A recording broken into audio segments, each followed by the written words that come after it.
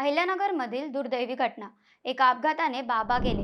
2 महिन्यांनी आईही गेली. दोन चिमुकल्यांचं आयुष्य उद्ध्वस्त. अवघ्या 2 महिन्यात आई आणि वडील दोघांनाही गमावण्याचे दुःख.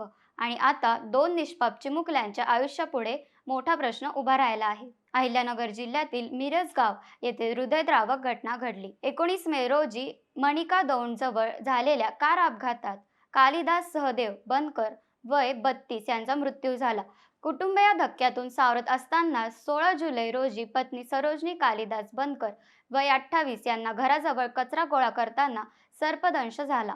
उपचारासाठी त्यांना रुग्णालयात नेण्यात आले, मात्र डॉक्टरांनी त्यांना मृत घोषित केले. या दुर्दैवी दाम्पत्यामागे 6 वर्षाची आरोही आणि 1 वर्षाचा आरव ही दोन लहान मुले आहेत.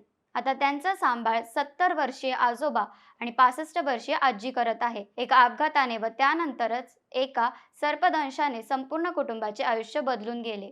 या घटनेमुळे परिसरात हळहळ व्यक्त केली जात आहे.